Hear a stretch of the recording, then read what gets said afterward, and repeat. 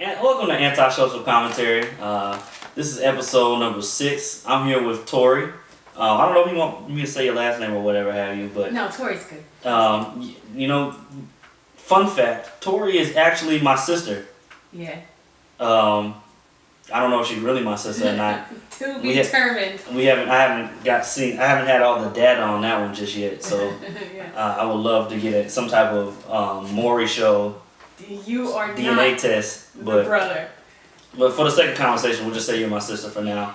So how's life going for you? What you got going on in your life? What you doing? I'm not doing anything with my life, which is a problem because I feel like I should be doing something with my life. Like I'm in school still, and everyone's like, "Oh yeah, after college is great," and I'm like, "Great, I don't know what I'm gonna do." What did you do after college? What did I do after college? Yeah. I went to work. That's what the fuck I did after college. I went to the job force. Let me tell you something. Here's a secret for anybody, not just for you. College, not only is it 4 years of you working your ass off to not be able to have a job, college does not prepare you for the real world in the sense of they don't teach you that when you're in college, they tell you, oh, it's gonna be a good.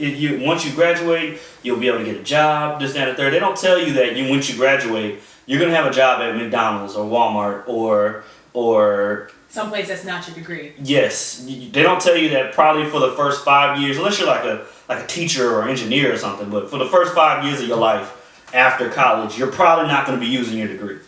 Yeah. So, and they also don't tell you that them student loans ain't nothing to fuck with. I mean, they make it apparent that you're gonna be paying them off, but they don't really hammer home how shitty student loans are. So, do I think college is important? Yes, but not for the reasons that they tell you. Why is college important? College, because it's 4 years of you networking, getting to know people. You start to learn structure on how to do structure by yourself. Okay. You don't have your mom and dad, or for that matter, your teachers telling you, "Oh, go to class, get up this time, you need to eat." It teaches you how to do things on your own, and you get to network. But as far as I knew college was the whole getting a degree thing was bullshit. When during one of my classes in school, this is really what they taught. They said, and I was a junior at the time. She said, the way technology is going and the way we're working right now, the information you learned your freshman year is now obsolete information. So it's like, so you're telling me I've been here at this point for 3 years, and the stuff that I did 2 years ago doesn't matter anymore. Important. Yeah.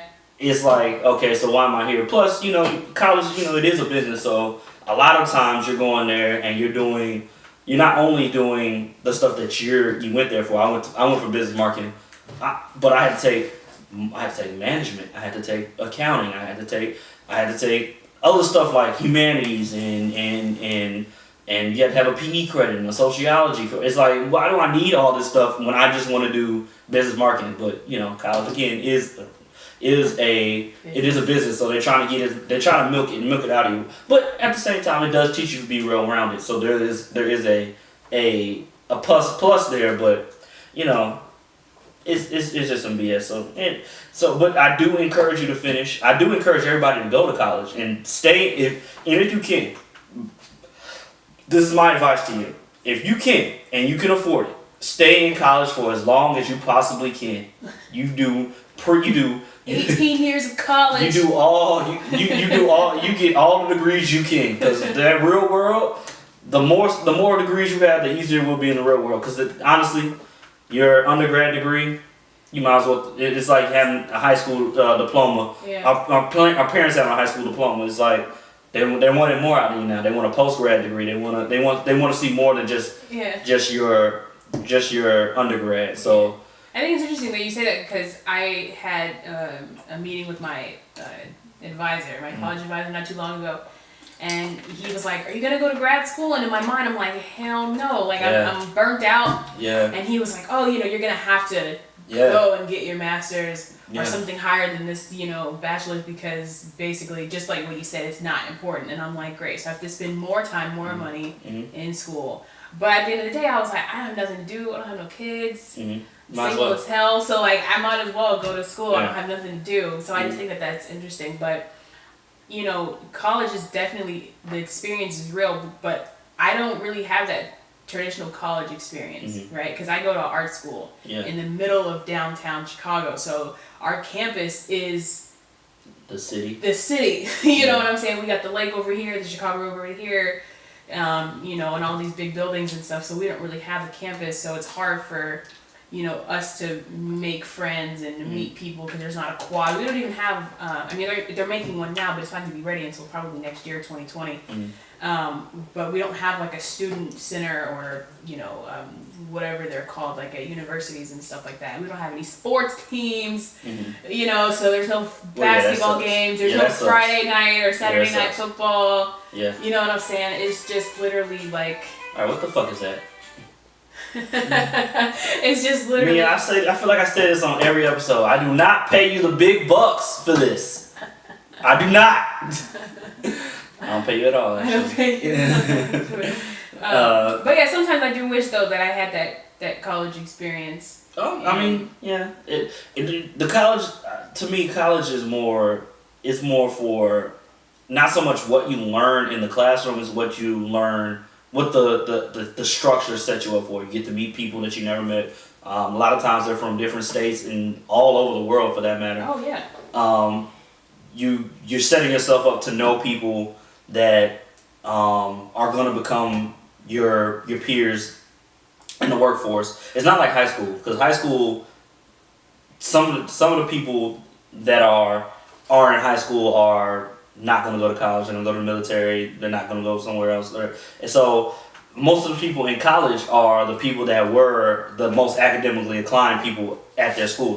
These are the smartest people that were at their high school. So if you feel like you're the smartest person at your high school, you're going to a place where you're going to meet the smart people at their high school. It's like almost playing in the NFL. Okay. College football, the people that go to the NFL were the best players in college football. I mean, there's hundreds of college football teams, and only, if we do 32 times 7, somebody do the math on that. That many people get into the league each year during the draft. So 224 people come into the league each year through the draft. Of course, you know, you have free agents and stuff like that. But the point is, out of the hundreds of schools that are playing, and you got 53 people on each team, you can do the math on that.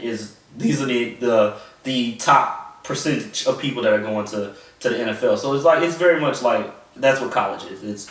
It's all the smartest people at each high school are now going to the next level, and then college, the people that finish and the people that go to the next level are the smartest people that go from that college, and it just keeps going on and on. So yeah, college is cool. Yeah. I mean, but, you know, I don't really care about talking about school. School is stressful. I mean, you're on spring break, so I don't know why you want to talk about school. Hey man, it was just a thing. But yeah, school is cool, but you know, I don't know. Like I said, I don't have that traditional experience, and I wish I had it, but yeah, I'm cool with what I do have. Yeah, school is cool and all, but what's really gonna get you going is not in them books, it's them streets. And them streets are gonna get you right. Them streets ain't going nowhere. Let me tell you something. That knowledge, School of Hard Knocks. I went to BYU, Backyard University. That's the college I went to. I live in Chicago, okay? I don't need to be anywhere near those streets. You need to be in them streets. Okay. Them streets is where you're gonna get that money. I don't need to be anywhere near those streets of Chicago, okay? I stay in the area. Nah. I don't go south or west. No, you need to be out there getting some. That's how you get your money game up, is out in them streets. Nah, I'm kidding. I don't support that type of lifestyle, but I don't think I have it in me to be hard or whatever the term is. Like I can't do it. I mean, if all these rappers can do it, I don't see why you can't. I mean, I couldn't do it. I wouldn't be able to take myself seriously. No one would take me seriously if I was like trying to be hard. Honestly, I don't take any rapper serious, to be honest with you. Like, the only rapper I really take serious is like Bobby Shmurda, because isn't he still in jail? Well, clearly he did. He wasn't lying about the stuff he did. I mean, shit, he's in jail, so he's clearly not lying. He tossed his hat and it was. That hat is still in there. When that hat lands, is probably when he gets out of jail. Right? Like that's the people I believe. Like you're in jail now. Who else that I truly believe. Gucci. Oh, Gucci Mane. Gucci Mane. He's back in jail. Yeah, he's back in. No, he's out. He's out. He's out now. He's What out. did he go to jail in the first place for? You name it. He had plenty of drug arrests. Like, if you ever go on his Wikipedia, he has a section of all his drug arrests. He had plenty of arrests, but I think what really got him this time was he had a parole violation for a previous drug arrest, so he had got in jail. But he did plenty of stuff. Like, he hit a dude with a bottle in the club. He pushed a girl out of a moving car. I mean, it happens. I mean, he do. I mean, you know. These things happen. Yeah. So these people that I truly believe really are doing these type of things. I mean, let's be honest with you. You can't say I'll kill 50,000 people and I sell this many drugs without a paper trail. That's so true. I mean, you gotta back it up. You know, it's easy to say, oh yeah, I move bricks, but you know Well, are you though? Yeah, exactly. But are you actually out there? I think that's interesting, and that's why I couldn't be in that sort of world where it's like, oh, I'm, having all this sex and I'm doing all these drugs, and then when you come and see me, I'm at home. I'm literally like in the bed. I don't know. I mean, what's going on in like? Did you see the DJ Envy thing? No, I haven't. I haven't actually been watching the Breakfast Club stuff because Charlamagne has been pissing me off. Why? What did he do? Just from that, like the whole comic book stuff. That shit pisses me off. Oh, because he's a Marvel fan. Yeah, he's like a fanboy. Not even. But so that kind of bothers me. I fuck with Charlamagne, but when it comes to his irrational fandom, it kills me. Yeah. When it comes to Marvel, because he'll critique Marvel for things that, I mean, he'll praise Marvel and critique DC for the same shit. I'll be like, but you said during this movie that was not cool. I was like, a lot of fanboys do that. That's true. A lot of people who are fans of this do the same thing. Right. But no, what happened with the Envy thing though? Because I haven't. Oh, okay. So, do you know who Deezus and Mero are? No. Okay. Well, they started off on Twitter. Well, I don't actually want to say they started off on Twitter, but for the second conversation, they were kind of like these two dudes. They're from the Bronx, New York, and they kind of like made their own like comedy duo, and they like they had like a podcast, and then now they built up and they're on Vice. They're actually pretty funny, but basically they said because Envy and his wife went on The Real, and they were doing their own commentary on what they were talking about. Yeah, I saw that episode of The Real. Okay, so at one point, DJ Envy says, I was DJ Envy in the street, but I was Rashawn at home. Mm-hmm. And then Gia says, I didn't know DJ Envy. Right, yeah. And then one of them said, oh, but you knew DJ Envy checks. So Envy took that as, you're saying my wife is only with me for my money, which, I could see why you would think that. Right. And he also said that his wife felt that way too. So I could see why you would be upset. But to me, because after that, he confronted them about it. After that, they apologized, but then he leaves. But he also said why he left. He said he left because he knew Charlamagne would be joking and they would be joking, and he didn't want to be in the room with all that. He was still upset about it. And I get it. You can't tell somebody how to feel about a certain way, especially if it's about your wife and your kids. But yeah, I mean, y'all joke on people all the time. To me, I would have handled it like, if I'd been like, yeah, that was kind of foul. I felt a way about it. And once they apologized, boom, it's all good. But I mean, I don't know, because I think that, I don't know how long ago that whole cheating situation was, but in my mind it happened. 2013.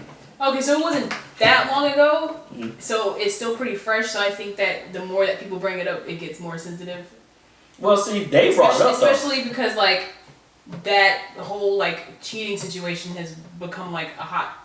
Like everybody keeps talking about it. Like what, their cheating situation or cheating in general? No, their cheating situation. Well, that's just because I feel like people have been talking about it a lot more. Well, I mean that's because and just cheating in general, actually, because the whole like Beyonce Jay-Z thing.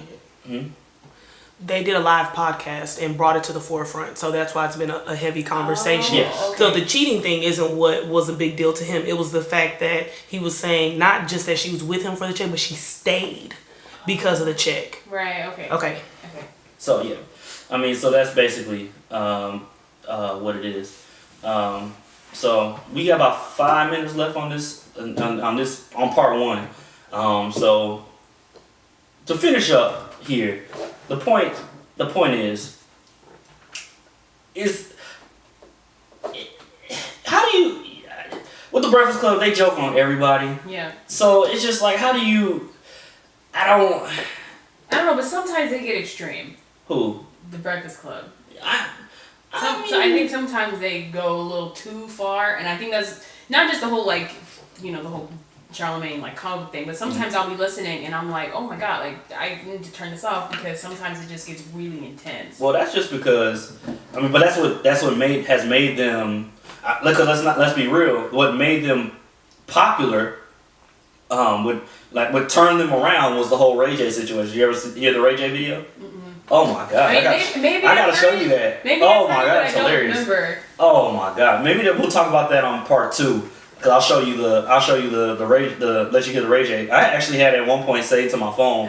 It is the most funniest rant. I feel like I remember it, but I don't remember it. It is the funniest rant you'll ever hear. I swear to God, it's funnier than the whole "you don't have the answers" Sway. Oh yeah, definitely more funny. I don't find Kanye funny at all. Like Kanye's trash to me. That's probably gonna go into my unpopular opinion of the week, but I don't mind Kanye. Mm-hmm. Yeah, well, I can't wait to let my unpopular opinion fly now. So let's go ahead and wrap part 1 up now, and we're going to talk more about the Ray J situation on part 2.